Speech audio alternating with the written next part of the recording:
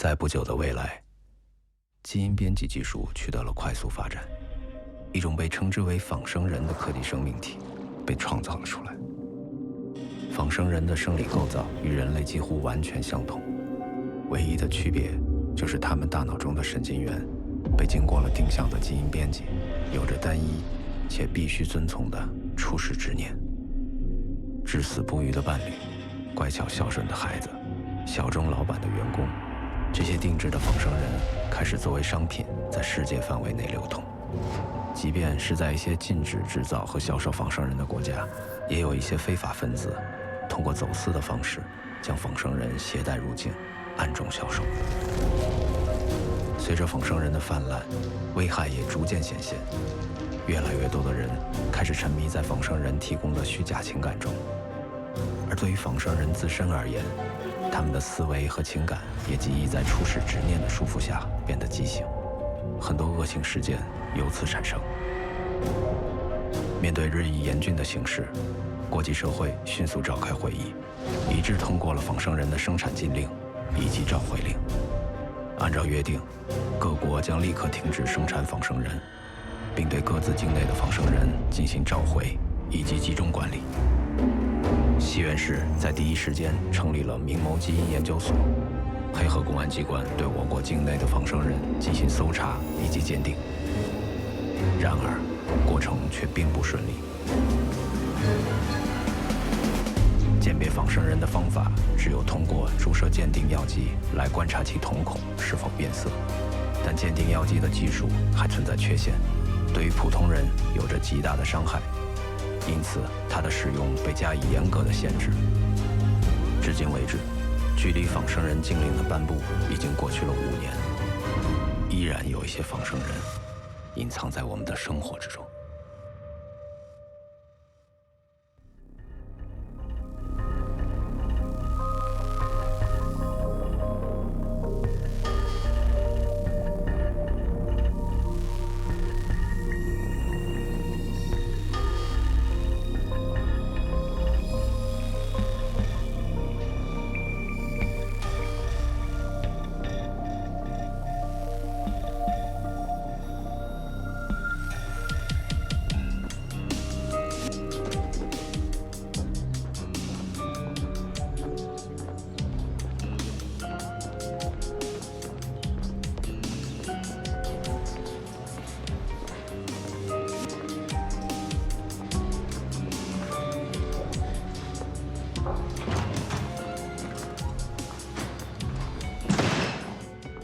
不好意思，我来晚了，是慢的。开始吧。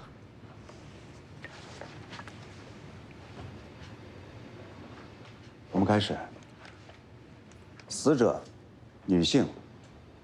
3天前，她持械闯进了一家温泉旅馆，最后在客房砍伤了一对母子。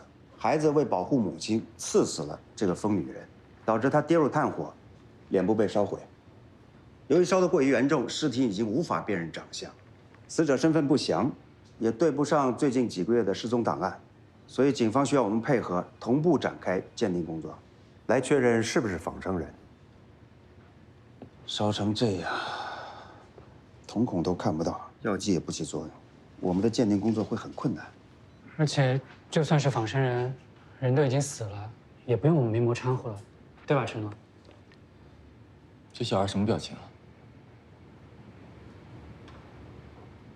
他不是刚杀完人吗？即便心智再成熟，也不至于这么平静吧？走吧。啊？案子我们接了。哎。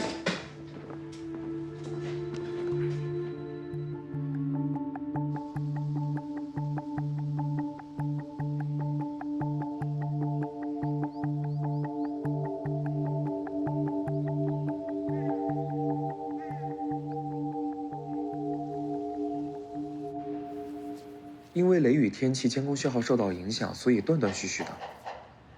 当时我听到很嘈杂的声音从楼上传下来，一看监控感觉不对，然后我就跑上去了。这个监控我们拷走一份。啊，没问题。这边警察取证完就把房间封锁了，暂时也不让进去。如果你们要进去的话，到时候可以……哎，怎么这样？不好意思。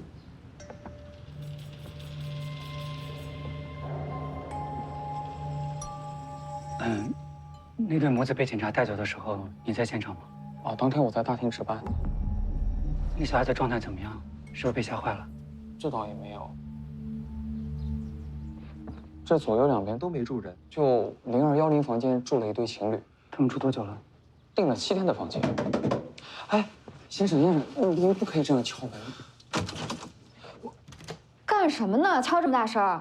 王女士，不好意思打扰了。这2位是明眸的调查员，他们有些问题想问。有完没完？这都问了多少次了？那麻烦你再陈述一次。我再跟你说最后一遍啊！那天吧，我先是听到走廊上有人走来走去，然后就听到一阵到处敲门的声音，之后呢，就听到一阵巨大的敲门声。我当时还推了推我男朋友呢，他都睡死过去。他还敲你们了？对啊，我当时还走到门口骂了几句呢，我以为是哪个酒鬼喝多了走错门了，不过后来也就没什么动静了。你等一下，你是说，他听见你的声音之后就离开了？对啊，哎呀，我现在想想真是后怕。那他可能是在寻找什么特定的目标。精神赔偿什么时候能给我呀？不给我可不走啊！你还听到什么其他声音吗？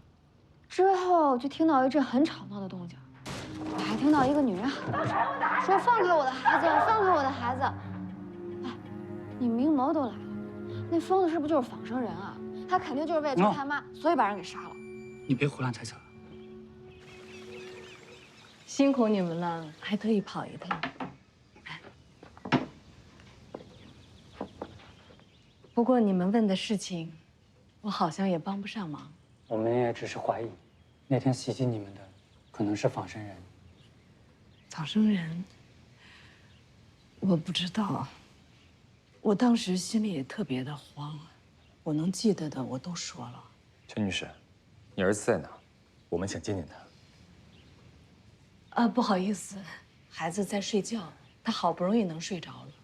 你们想要和他聊，他知道的我都知道，我可以跟你们说吗？当然，那你能跟我们说一说，前天你们被袭击的情况吗？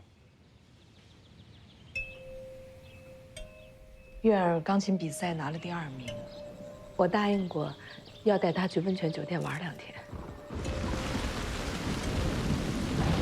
今天玩得开心吗？做个好梦啊！哎。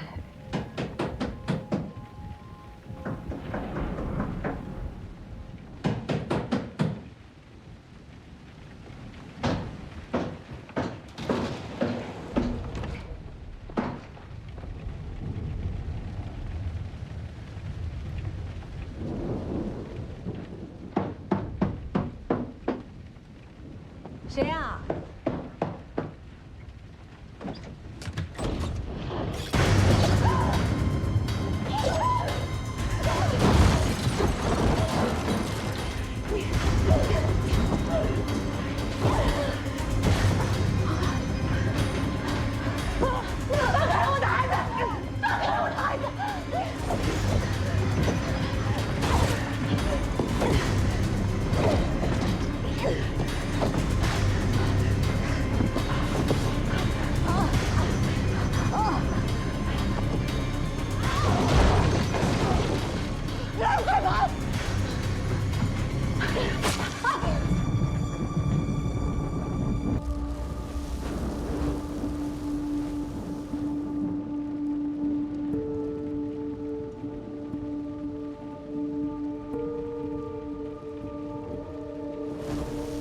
事情就是这样。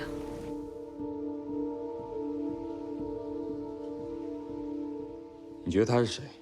为什么袭击你们？流浪的，还是从精神病院跑出来的？还是说我们怀疑的仿生人啊？但没事儿，他既然是仿生人，我们反而好解决。陈女士，你知道我们是做什么的吧？明眸，专门调查仿生人的。那你应该知道仿生人的危害吧？陈女士，你还有没有事情要告诉我们？最好趁现在。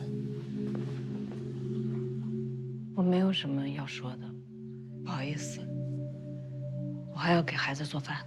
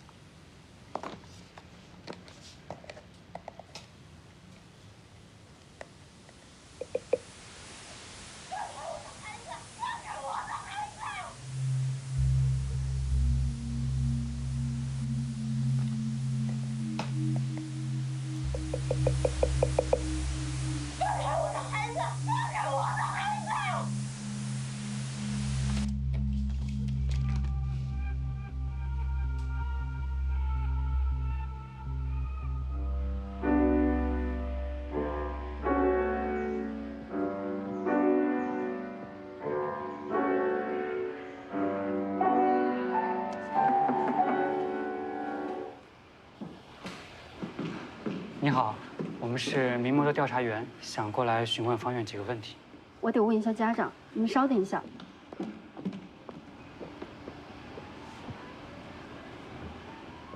承诺。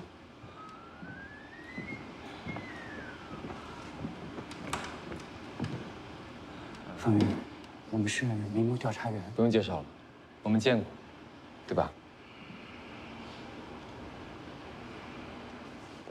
我给你看个东西，你看看，这个死者你认识吗？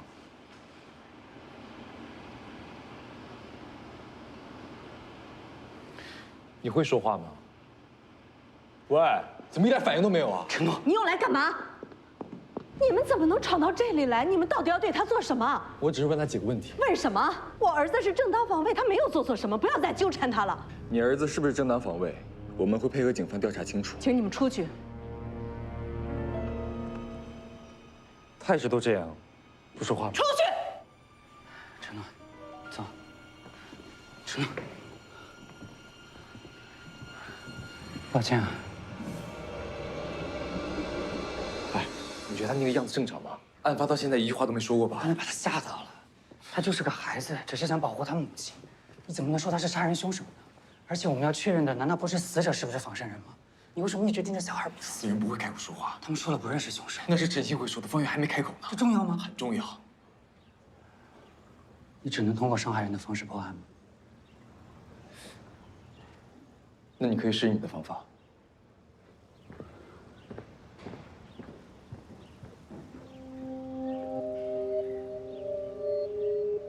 方圆，我会保护好你的，有妈妈在，你什么都不用怕，没事儿，没关系。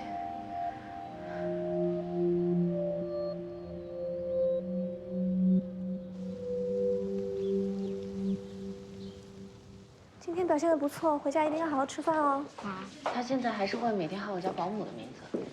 我明白，这都只是过程。您平常还是多陪伴他，别给他太大的压力。好的。好的，谢谢。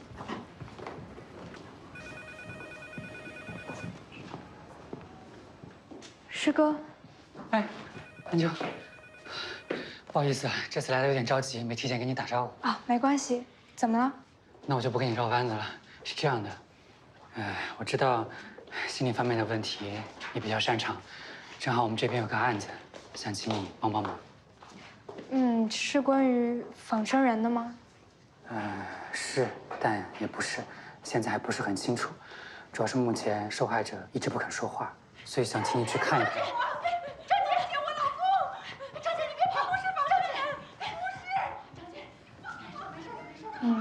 我这儿也有很多人需要帮助，不好意思啊。我理解，但是这次这个案子有点特殊，受害者是个10岁的孩子，他为了保护他母亲，杀了一个人。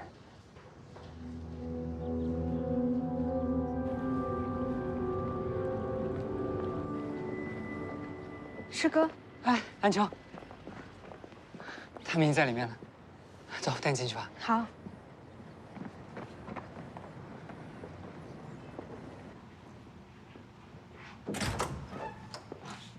陈女士，请坐着。陈女士，抱歉，上次我们那个同事太冲动了。不过你放心，这次我们不讨论案情，主要是我们担心经历完这些事情之后，方圆的精神压力会太大，所以特别请了一位心理学方面的专家，希望他能够帮到方圆。陈女士您好，我叫安秋，我可以跟方圆聊聊天吗？方圆你好，我可以跟你聊聊天吗？如果你不拒绝的话，我可以理解为你同意了吗？方圆，其实跟这个案子比起来，我们更关心的是你。但如果你一直不说话的话，我们也不知道怎么帮你。没关系的，方圆，我完全可以理解你的心情。不如这样吧，我们来玩一个小游戏。这个游戏不用说话，你知道吗？我之所以可以成为一个心理医生，是因为我有一项特异功能，我有心电感应。想试试吗？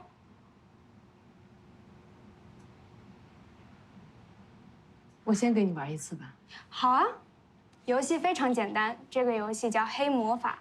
一会儿陈女士，您在方圆身上随便指一个位置给沈老师看，然后呢，我会通过心电感应告诉你答案是什么。那我们开始吧。陈女士，你可以开始了。好。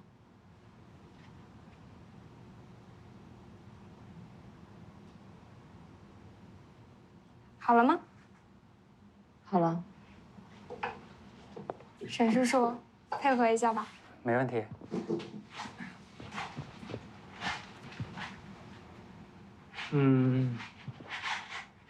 刚才陈女士指的是这里吗？不是。是这里吗？不是。是这里吗？不是。是这里吗？不是。是这里吗？是。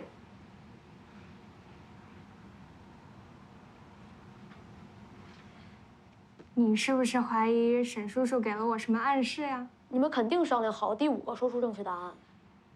不是这样的。你们用眼神交流了？也不是哦。那这样，我们再来玩一次。你想一个你最喜欢的甜品，只告诉沈叔叔。这次我也不看你们了。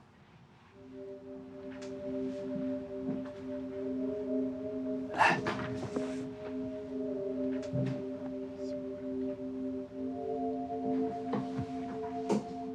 方圆最喜欢的甜品是冰激凌吗？不是。是黑森林蛋糕吗？不是。是杏仁豆腐吗？是。现在相信了吧？其实呢，我除了有心电感应，我还有另外一项特异功能，我可以读出你内心的想法。想试试吗？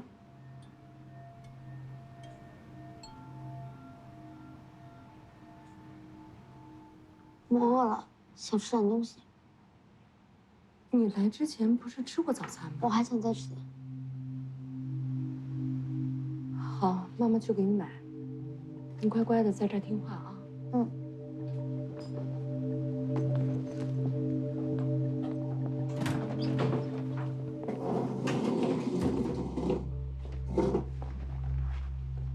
还想继续吗？其实你还很想继续看我的心电感应。其实你一点儿也不想吃东西，你只是找了个借口让他离开，你不想让他听到你的心里话。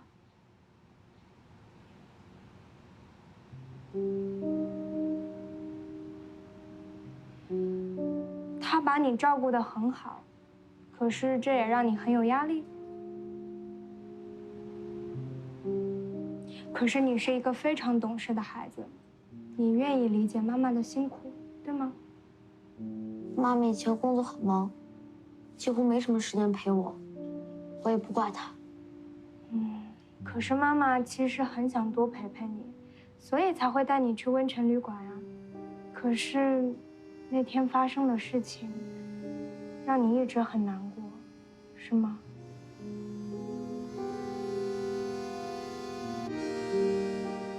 苑儿，你很勇敢，你没有做错什么，你保护了自己的妈妈。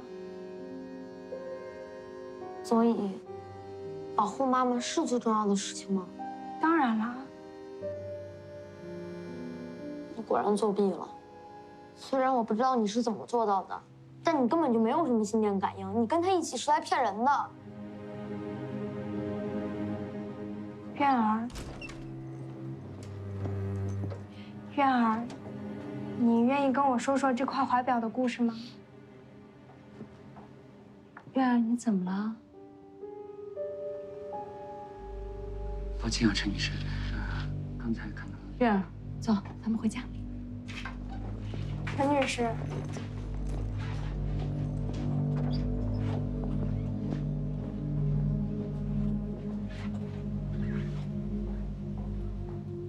抱歉啊，都没帮上什么忙。你能来已经帮大忙了。我觉得方院确实有话想说，但可能是有什么顾虑吧。我倒是觉得陈新慧的反应有点奇怪。所以是手指有没有碰到的关系吗？你在说什么？就是你们刚才玩的游戏啊，要不然就是肢体暗示。这位是我搭档承诺，这位是我大学的师妹安秋，心理学方面的高材生。你好。要不然就是你们进去之前商量过的，答案早就已经定好了。别瞎猜了，都不对。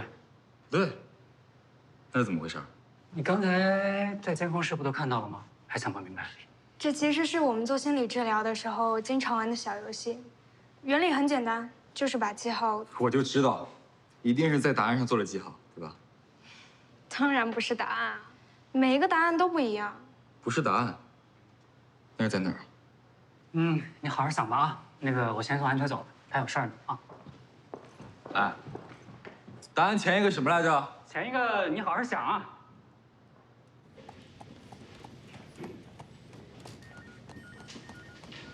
还在想答案呢？你真当我傻呀？正确答案的前一个都是跟黑色有关的物品，这个游戏叫做黑魔法，对吧？你在怀疑陈新慧？是。你还记得那个监控吗？那个疯女人敲了这么多房间的门，为什么就陈新慧打开了？感觉他们之间，并不是像陈新慧说的那样毫无关联。你看，这是陈新慧今年的通话记录，除了方院的老师，她几乎从来不和其他人联系。他可能把所有心思都放在孩子身上了呢。你看，所以他经常出门，跟之前的信息对不上呀。对得上。他经常出门是真的，不喜欢离开家也是真的。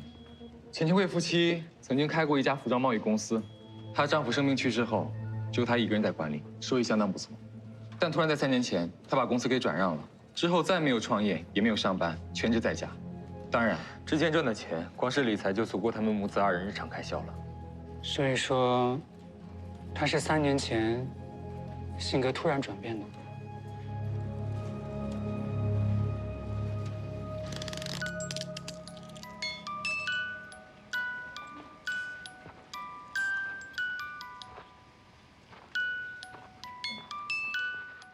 月儿，来，吃点水果好吗？来。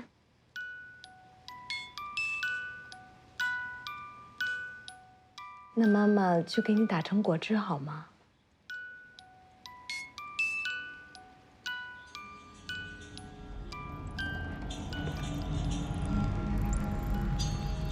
你最近跟陈新会有联系吗？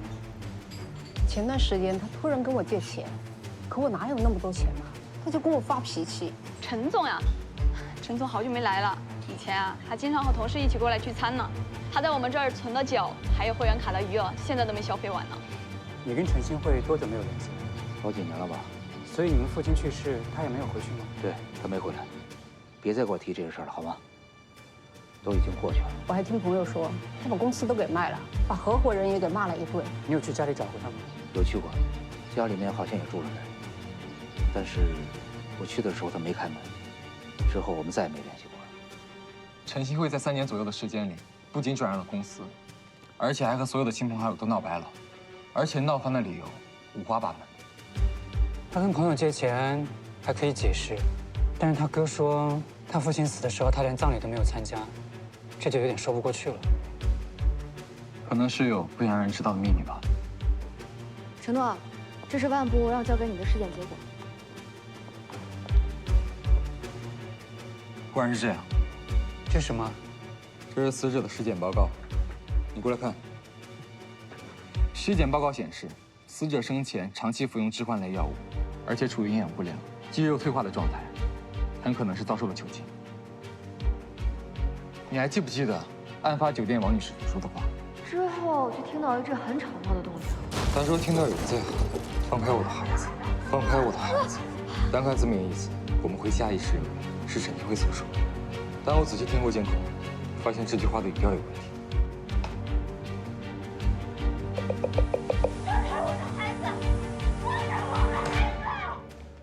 他的重音在我，而不是放开，所以我认为说这句话的应该是那个疯女人，也就是真正的陈新辉。好了，现在很清楚了，签字吧。承诺，签字这事儿，我们是不是再谨慎一点？方圆还只是个孩子，就这么抓走他唯一的亲人，我怕他遭受不住这么大的打击。再说陈新，你在替仿生人说话吗？你有想过这个结果对他们俩意味着什么吗？这不是我应该考虑的，也不是你应该考虑的。你只需要判断目标是不是仿生人就行了。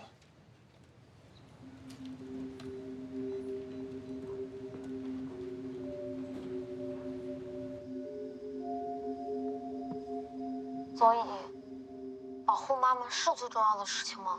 当然了，我果然作弊了，虽然我不……妈妈。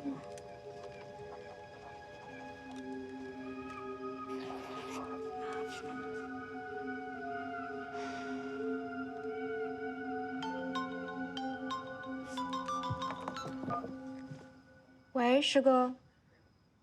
我想离开明眸。为什么？你记得我的搭档承诺吧？仿生人跟普通人的区别，不过就是个初始执念。它是仿生人一切行为逻辑跟情感的根基，就像是一种本能吧。明眸的宗旨是配合公安机关鉴定和搜查仿生人，但同时要给予他们关怀。但是承诺不一样，他对仿生人一直抱有非常大的敌意。为了抓住一个仿生人，他可以不惜一切代价。可是仿生人，他们不是机器人，他们和我们长得都一样，他可能是我们当中的任何一个人。我每次在搜查他们的时候，都会碰到一群跟他们有情感连接的人类。如果这个仿生人消失了，他们的生活也完全被改变了。我们需要纠正人类过于依赖仿生人的想法，但这个过程又让我很有心理负担。不好意思，让你听我这么多牢骚。没事啊，师哥。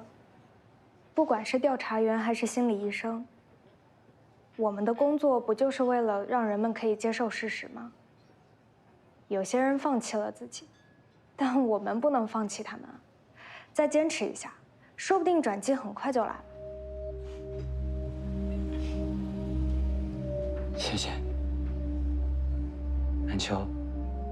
其实，我觉得你比我更适合这份工作。啊？你等一下，你看看这个。那天你在面对方院的时候，我都看到了。如果你跟承诺搭档，他可能会不一样。是吗？我以为我没有帮上什么忙。对了，方院那个案子最后怎么样了？差不多了，明天可能会做最后的确认。其实我挺担心方院的，明天我能去看看吗？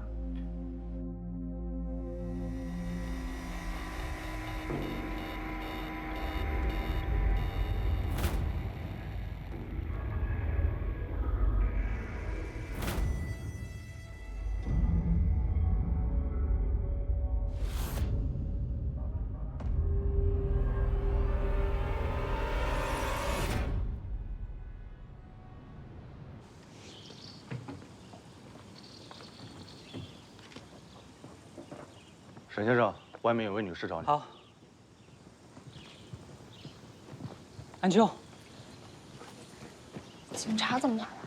陈新慧消失了。怎么回事？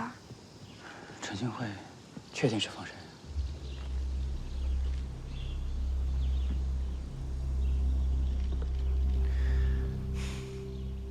那个仿生人到底去哪儿了？我都问了你快30分钟了，你一句话都不说是吧？队长，我发现客厅这儿有个暗门，你快来看一下。好，来了。帮我照顾一下方圆。嗯。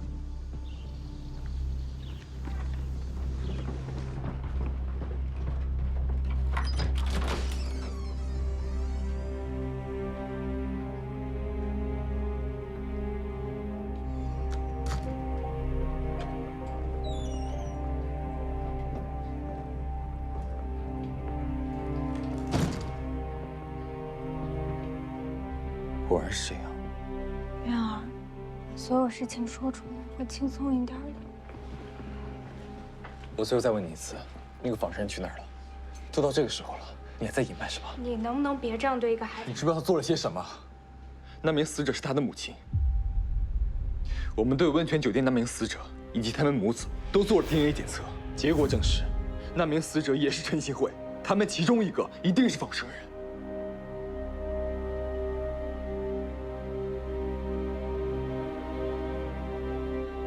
你不说是吧？那我帮你回忆一下整个过程。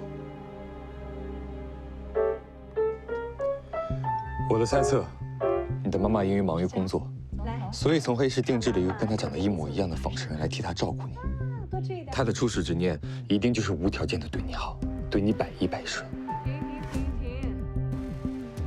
你妈妈对你要求很高，所以让你感觉到压力很大。这本来是一种爱，但在仿生人眼里，这就变成了一种伤害。仿生人不再满足于只做一个替身妈妈，他觉得自己更有资格作为你的母亲。月儿，妈妈去上班了啊，你在家乖乖的听阿姨。但想真正的取代一个人类，可并不是一件容易的事情。一开始，先是最基础的模仿。月儿，妈妈去上班了。月儿，月儿，月儿，妈妈去上班了，乖乖的，在家听阿姨的话。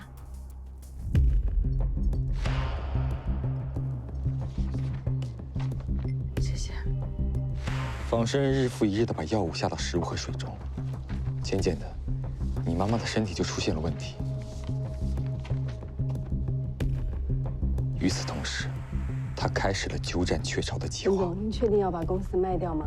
她为了避免被熟悉的人发觉，干脆主动发难，找准你妈妈与亲朋之间的矛盾，与大家断绝了全部来往。能不能体谅体谅我？现在我说了算，我回不去。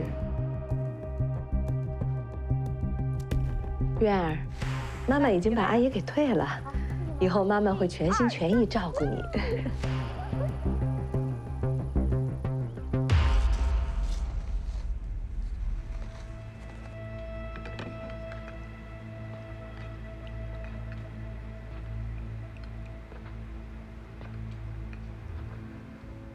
仿生人可能还不敢真正的杀人类，所以他一直把你妈妈关在地下室里。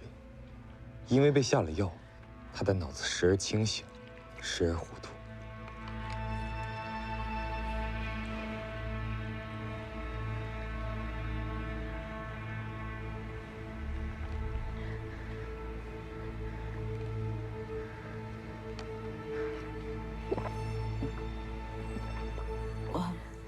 我能问你一个问题吗？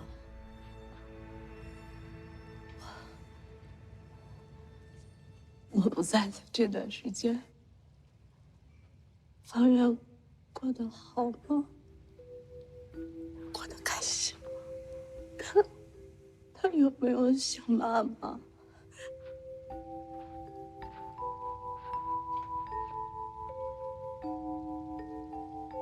我就是他妈妈。他现在过得很开心，我不会做任何让他不开心的事儿。等你有力气了再喝吧。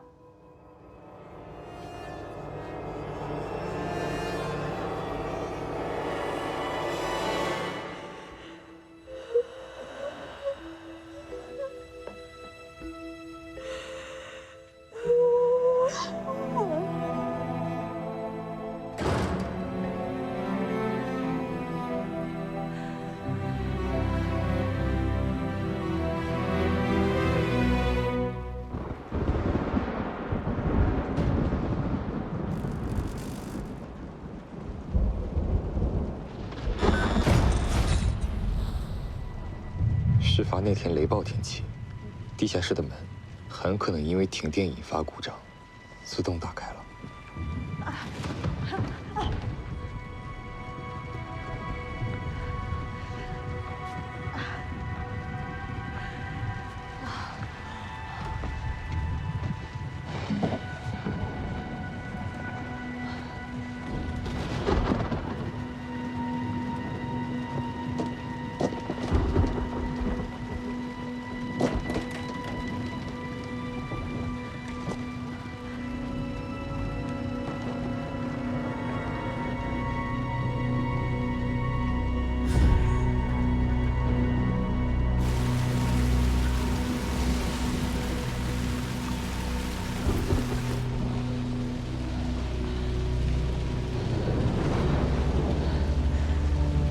做个好梦啊！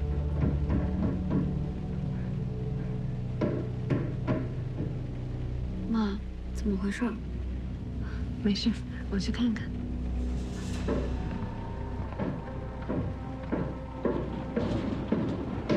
谁呀？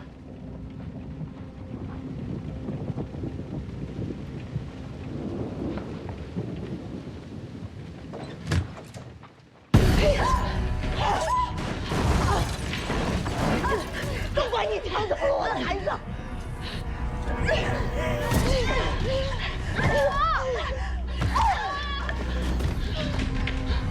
放开我的孩子！放开我的孩子！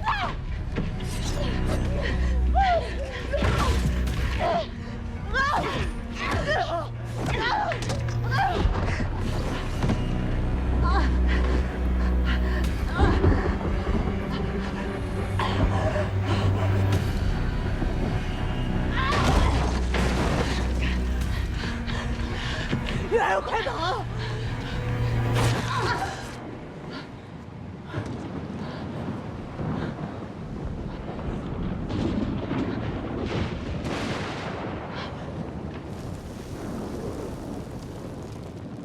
人不是你杀的吧？是仿生人陈新慧杀的。我不理解的是，你为什么还要坚持是自己做的？他都把你抛弃了，你居然还在为他着想？不会抛弃我的。凭什么？初始执念吗？你就那么确定他的初始执念是为了照顾你吗？说不定是成为另一个陈新慧呢。正是因为这样，他才会除掉真的，自己取而代之。而你，也只是一个被利用的工具而已。胡说！那不是说好的，他不是故意那样做的。那你为什么要撒谎？到底怎么回事？陈诺。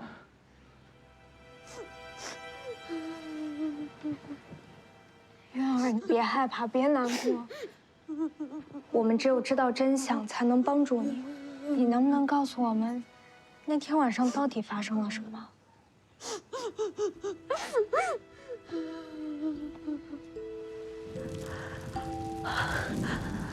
月儿，怎么办？我不是故意的。直到那晚，我才知道陪伴我的一直是仿生人妈妈。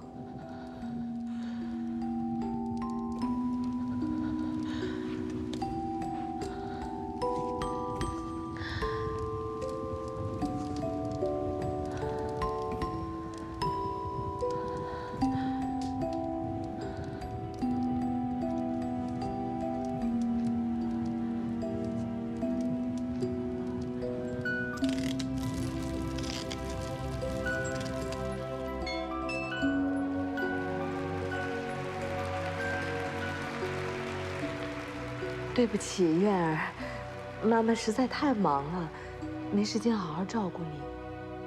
来，这是妈妈奖励你获奖的一个小礼物。我已经失去一个妈妈了，我只是不想再失去另外一个。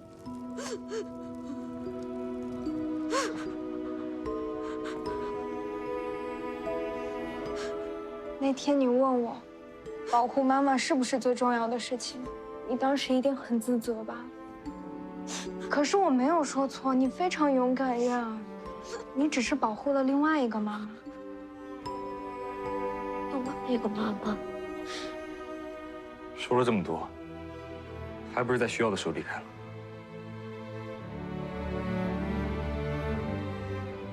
月儿，她不会无缘无故的离开的。你知道她会去做什么，对吗？妈妈会有一个合法的身份吗？什么意思啊？今天妈妈接到了一个陌生人电话，说是已经知道了我们的秘密，她有办法帮助我们。你知不知道他们在哪儿见面？在森林公园。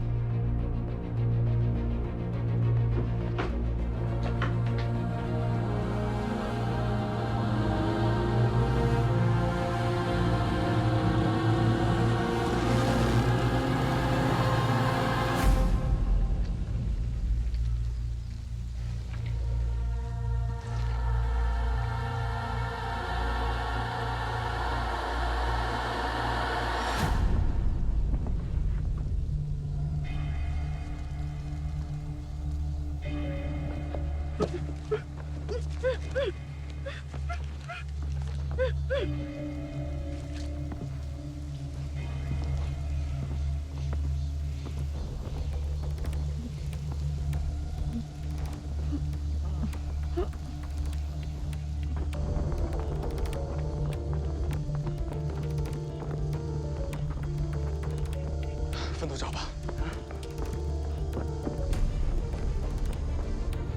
陈幸会，陈幸会，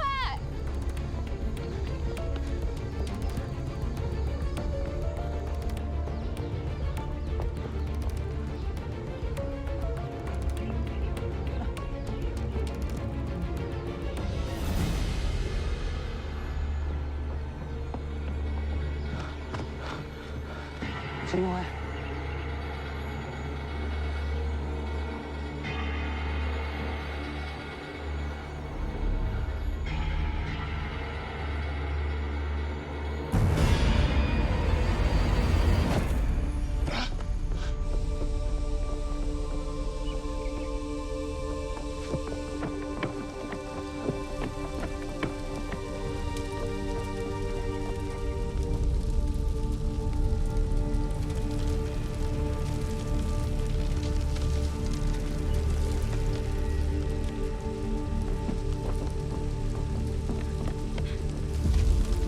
师哥，站住，别跑！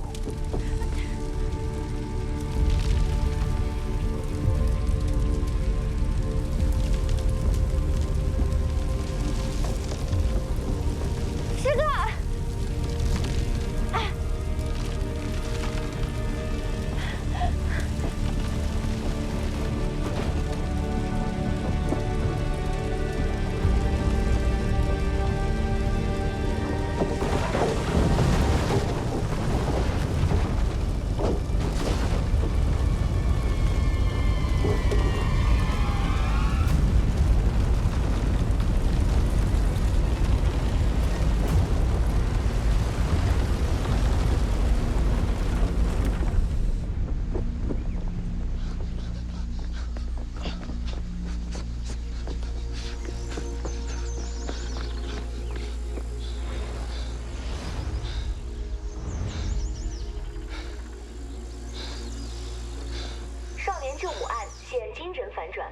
10岁少年因过度依赖仿生人，竟向警方隐瞒仿生人杀害自己母亲的罪行。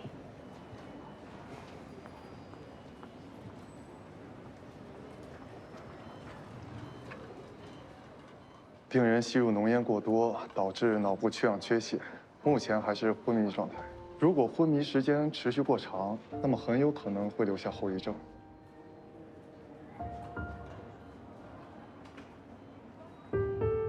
为什么不救他？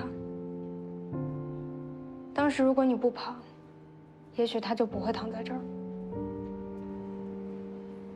我跑掉，是为了去抓凶手。是吗？那你抓到凶手了吗？对你来说，抓到凶手比救人更重要，是吗？我相信，如果是沈丽，她也会做一样的选择。你错了，他一定会选择救你。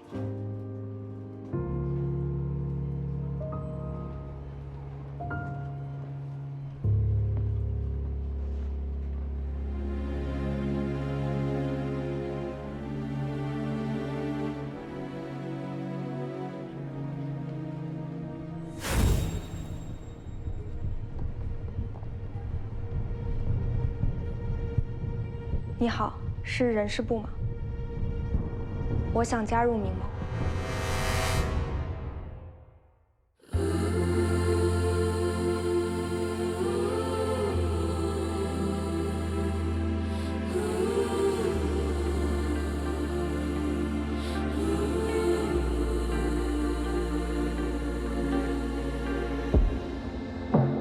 城市灌溉了梦，海浪般卷走我，也早就放弃了救救。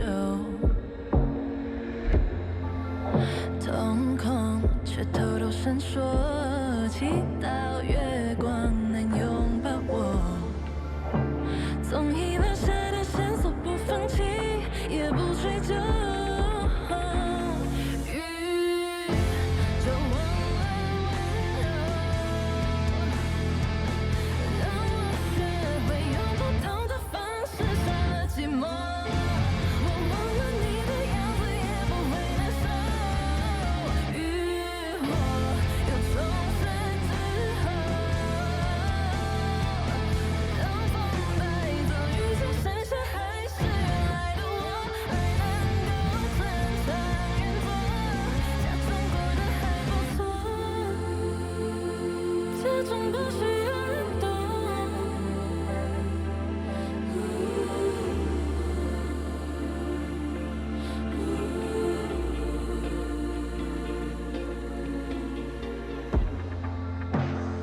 大雨也有沉默，沿着地球轮廓，坠落后亲吻我额头，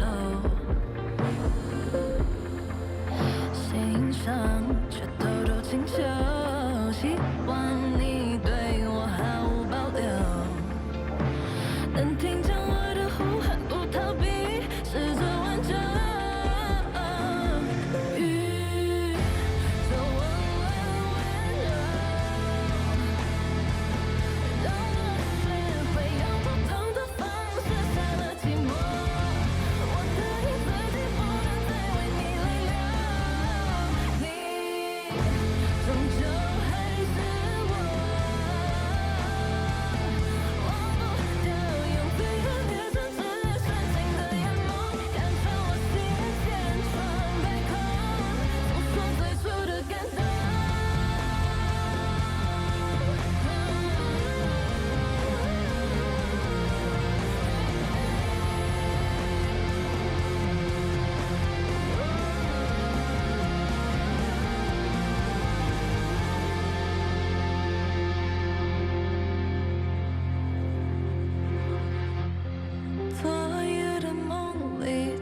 悄来过，像美丽的风景，没人带得走。